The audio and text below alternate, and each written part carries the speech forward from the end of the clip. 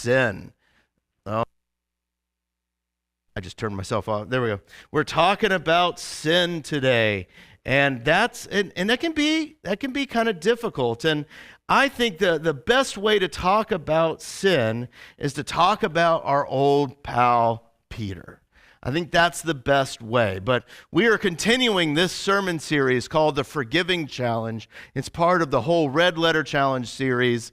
And what this is doing is it's connecting the scars of Jesus to the scars that we have, connecting them together to where bringing kind of legitimacy to Thomas when he was in that locked up room and Jesus appeared. And he's like, I need to see the scars of Jesus in order to believe, and kind of seeing that pain connected to our pain moves us forward. And just like we talked about in the confession a little bit ago, a sermon on sin, it'd be so easy just to list things out, to list things out and talk about it.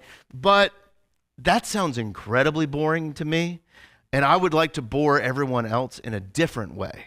And so we're going to talk about Peter. We're going to talk about Peter because Peter is a fascinating character. I love Peter to death. And this is actually a photograph of Peter. Isn't that amazing? Isn't it beautiful? That we have from back the shot back then. Actually, this art is AI art. Like you type in like Peter fishing and all that stuff and just creates it. That stuff blows my mind how that all works now. But we're talking about Peter. And now Peter's not his actual name. Peter's like his biker name. All right. Jesus gives him his biker name. And we're going to talk about that here in a second. But Simon is his name. The Simon from the Simon Says fame. So Simon is his actual name. And Peter, Simon Peter, he isn't much. He isn't really anything. And that's kind of the point, is that he's fishing and Jesus comes up to him and says, follow me. And he probably doesn't have a whole lot of other good prospects. And he's like, all right, I'll follow you, right? That's kind of who Peter is. And you can see this by a couple of different places. The first one is in Acts chapter 4. This is after the crucifixion and resurrection of Jesus. This is after Pentecost. This is, when the Spirit of God comes right after that. And it says, when they saw the courage of Peter and John and realized that they were, unschooled and ordinary men, they were astonished at what was going on, and they took note that these men had been with Jesus. They knew something about them. And in fact, everyone kind of probably knew something about Peter. There was a group of people back then called the Haaretz, right? Now, you may have recognized that word before. Probably not. It's Hebrew. You can find that word in Haaretz in the first verse of the Bible. Genesis 1, right? It means the earth. And it's kind of a slang term people are using. It's like people of the land, right? People of the land. And this was kind of what was known by the people of the land, is that by the time Peter kind of came around, these people that were kind of called Haaretz were poor, uneducated, lower class, and particularly people who were not careful in their observance of the law, right? Was he from Port St. Lucie or something? No, I'm kidding. I'm making fun of myself there. That's that Nazareth line, right, from Jesus, right? Nazareth is kind of from the sticks. There's nothing good that comes from that, right?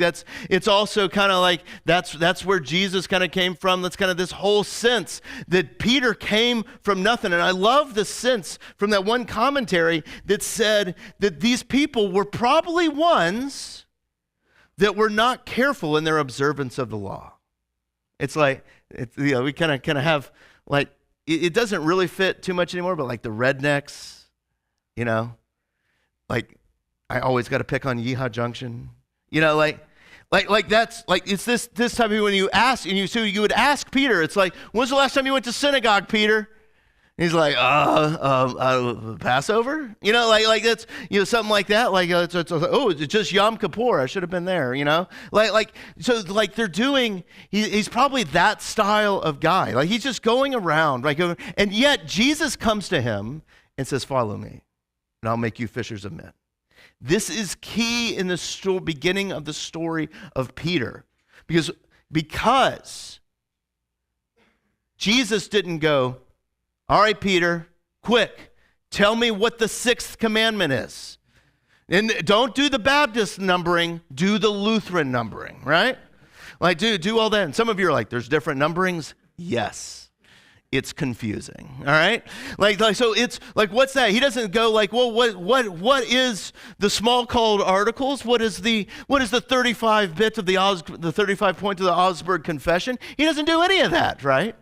He looks at Peter, who probably hadn't been to synagogue in a while, and goes, follow me. This is key for us.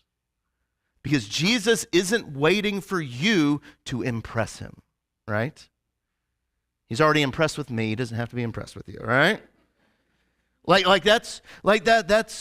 He's not waiting for you to impress him. He's calling you from the midst of your ordinariness and your mess. And he says, come follow me. And Peter does a lot of things right. Peter also doesn't do everything right.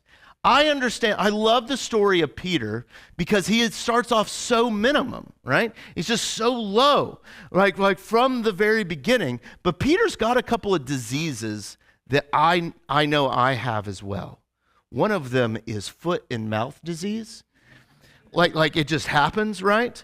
And he'll just say things because he's impulsive about stuff. The problem is I do the same thing, and I record it.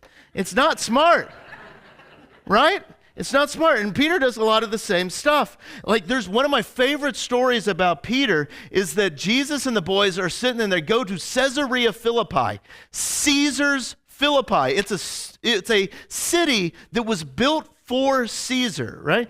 We still do this today. We have Washington, D.C., right? And so this town built for Caesar, and they're probably like looking up at some giant statue of Caesar, what else would they be looking at Caesar's Philippi? And I mean, they're not going to be looking at the Euro station down the street, right? Like they're looking at this giant thing of Caesar. And Jesus asks an interesting question. He's like, hey, guys, who do people say that I am? And they go, well, some say that you're John the Baptist. Remember, because John the Baptist had died. Some say that you are, you're like Elijah. You do some weird things like Elijah. We're expecting you to fight some bears here soon. And then also, like some say you're like Jeremiah, one of the prophets. We're over there. And he's like, interesting. But who do you guys say I am? And Peter, like he's ready for this. His name's Simon. I keep calling him Peter. It's because my favorite name for him. His name's Simon. Simon, like he's ready for it. He's like, oh, man, here we are. We're ready to dance. Here we go, right? And so Jesus asked him, who do you say I am? And he's like, you are the Messiah.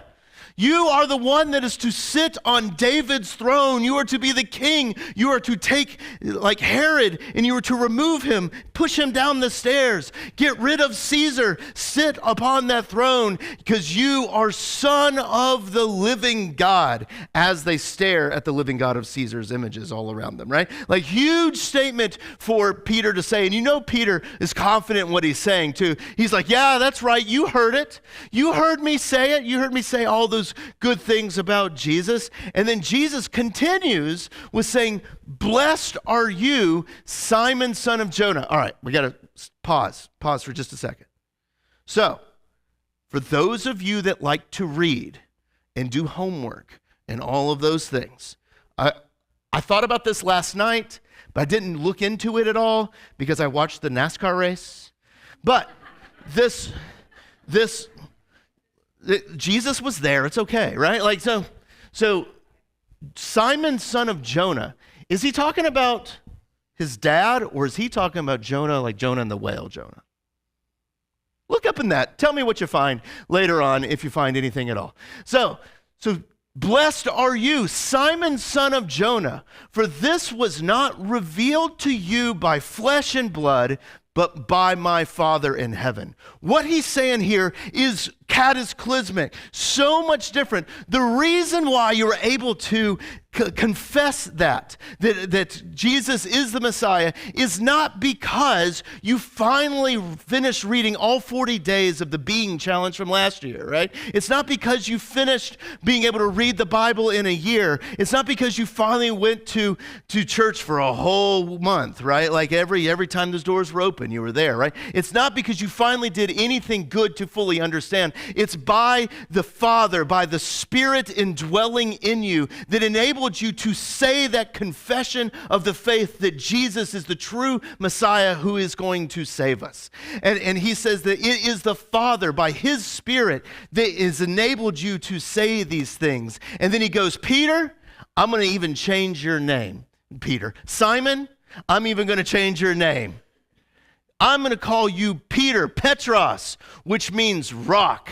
What a sweet name to be given, right? If someone gave me a name, they're like, talks too much, something like that, like nervous energy, like you just, all those things would be my name that someone, but he's like, I'm going to call you the Rock. That's such a sweet name. Like I've known a couple biker guys over the years, and they always give each other nicknames and things like that, and they're always like, gosh, that's, like, I would never want to be called that, but it's a pretty sweet name, right? Like it's always with this, like, you're the Rock. And Peter and Jesus is like, I'm going to call you the Rock, and upon this rock, I'm going to build my church. And not even the biggest parts of Hades and evil and all things will be able to overcome it, because the Lord has come to you in that confession, Peter. And I'm going to build my church upon that. And Peter, after he's like, you're going to call me the Rock?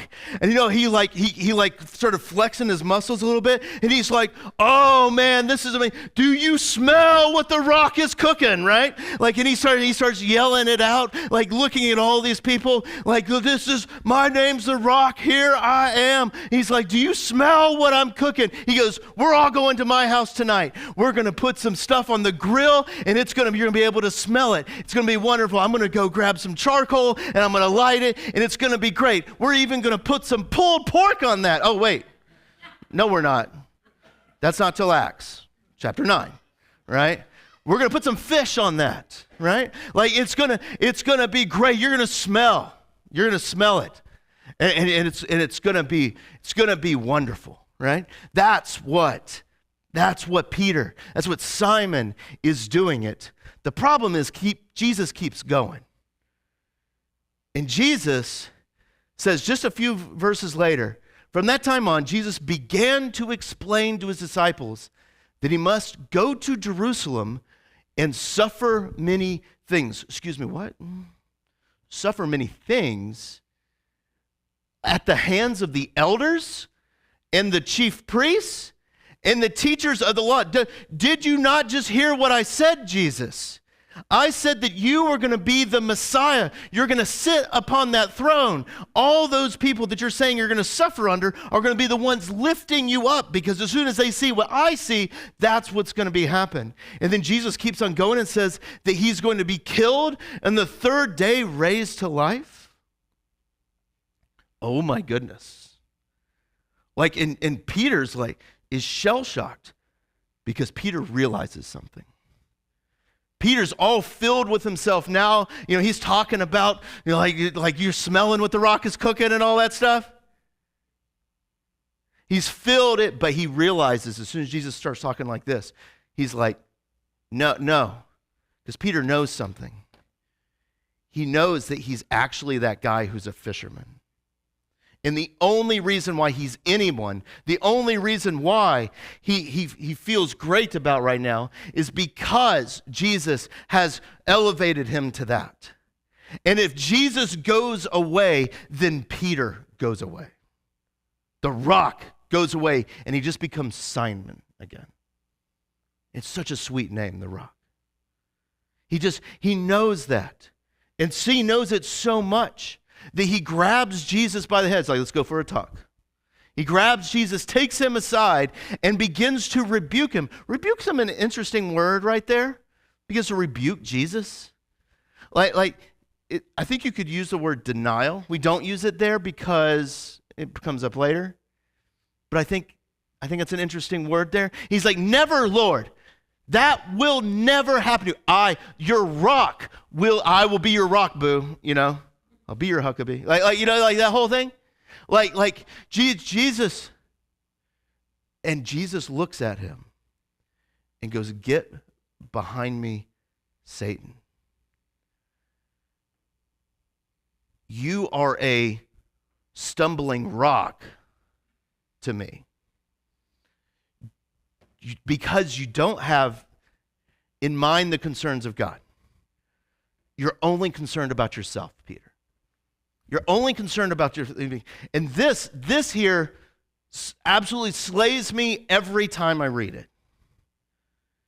Because that's me. That's me. Because, listen, my greatest fear in all of this, I know, got a good show going. I got the holy robes on. We're green right now, all that stuff. Everything's great. But my greatest fear is that someday you guys will realize the truth and that this is all just a vapid shell. It's just an empty shell and there's nothing there. And when you realize that, you're like, oh, and you'll just go somewhere else. That's a very real. That's what Peter's going through. I understand completely what he's going through.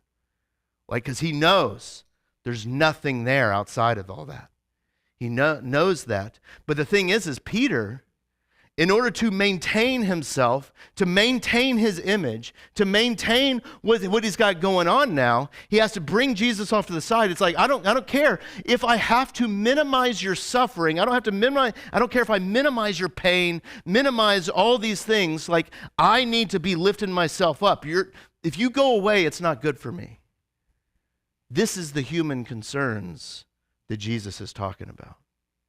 The confession is that Jesus is the true Messiah, and suddenly now Peter doesn't care anything about that. He just wants his own status back. And this is what we're talking about with the sin, is that our sin often causes us to minimize things. That we're trying to lift ourselves up higher and higher so that we can look more prestigious around, and we try to minimize those other people, other things, other people's suffering, other people's pains, other people's things. We try to minimize them and get them down. That's what we see in Jesus. That's what we see in Peter there. He's trying to minimize all those things.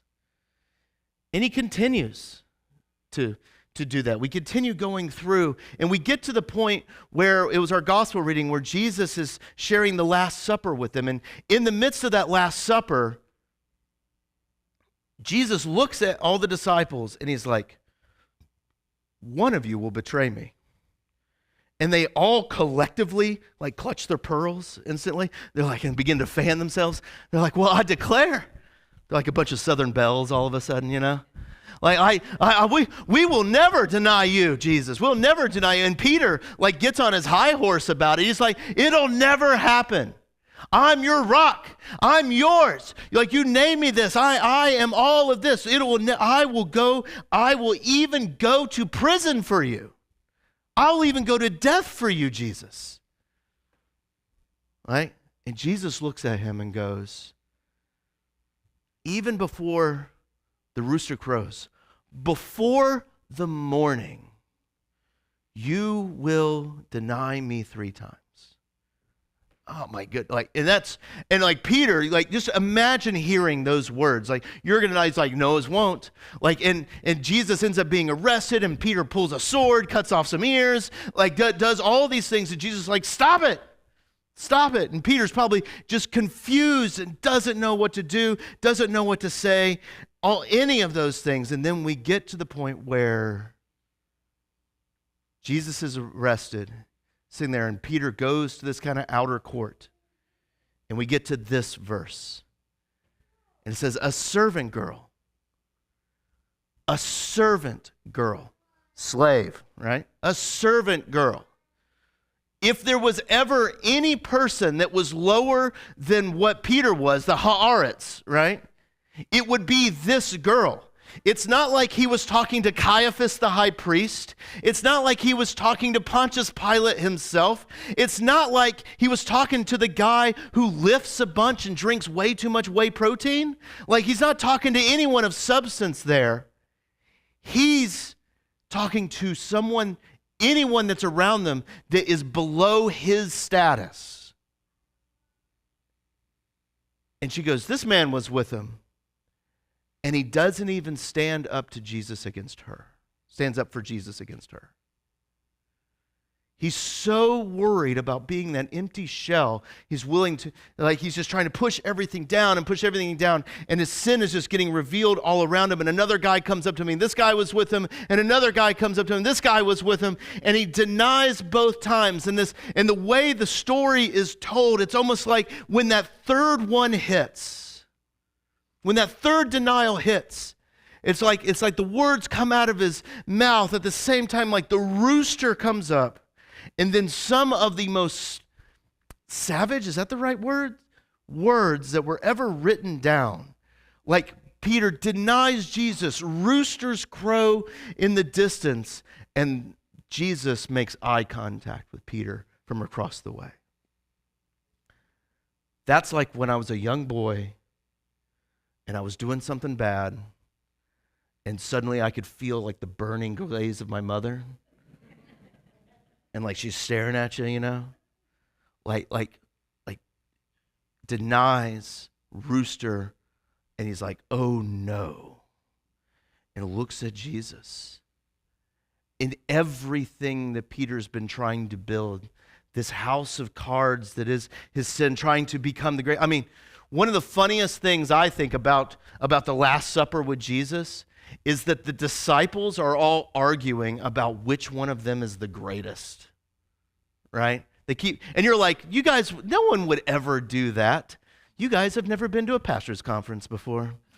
like that, it's weaponized, or, you know, like that's, but Peter's been building that house of cards, is like house of sin, like I got to maintain my importance. And we got to remember, like, he told kids to get away from Jesus. You know? He told widows to go away. And it's all roosting now, literally, right? And suddenly he disowns them 3 times, just like Jesus said. And all he can do is run away and hide.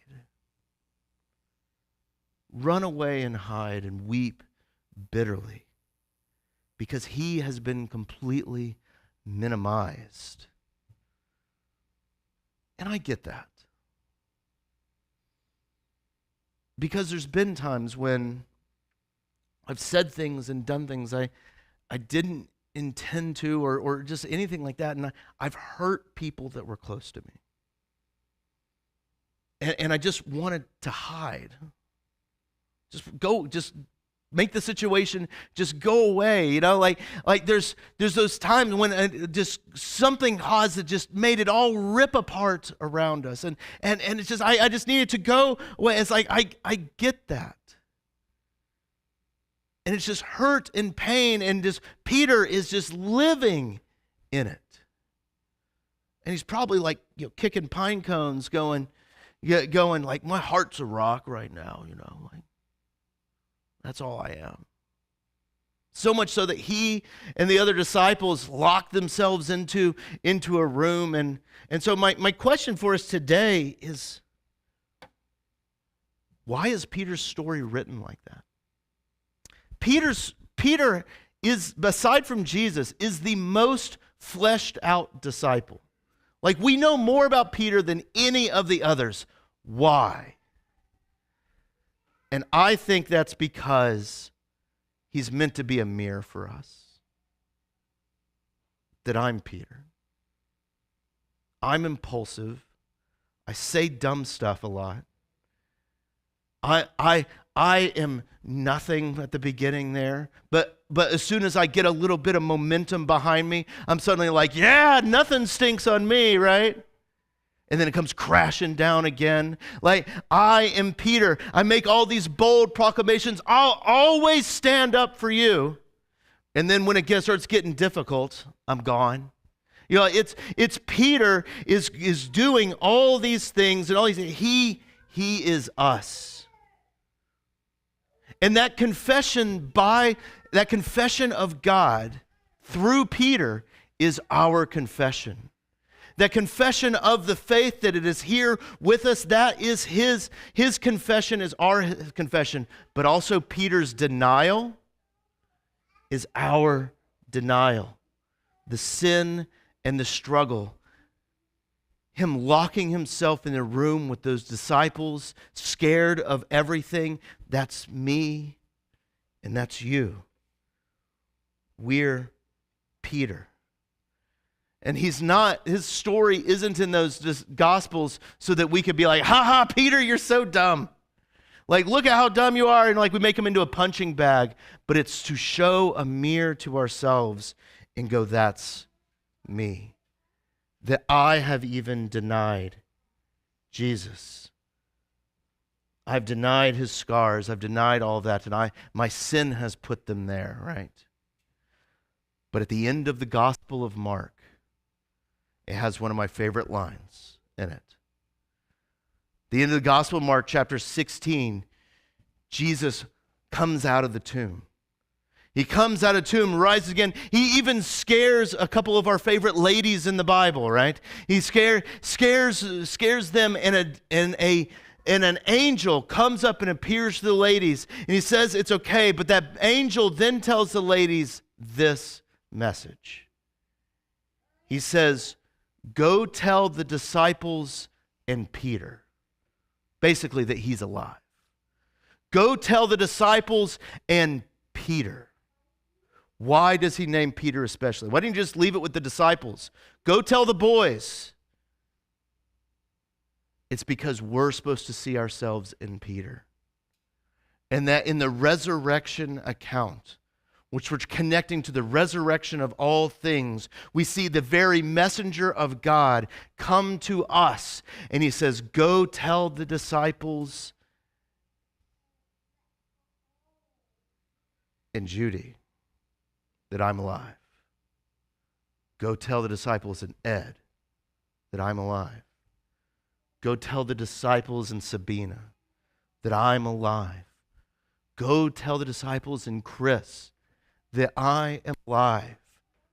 That Peter ends up all the way back to where Jesus found him in the edge of that sea, fishing again, and says, go tell even that disciple who's been minimized to nothing that I am alive. And we're going to look more at that next week and then the coming weeks as we get to Jesus restoring Peter on the beach. And that all is very good news. And we'll end right there. Jesus, we thank you that you are with us, that you love us. Lord, as we contemplate our own sin and how we minimize others, Lord, help us to see how you are calling to Peter and you call to us, letting us know that all of our sins are forgiven by your resurrection. Lord, help us not to minimize our scars or yours, but to see how you connect them to bring us full restoration. Thank you, Jesus. Amen. Okay, we're building a story in this. We're building a story.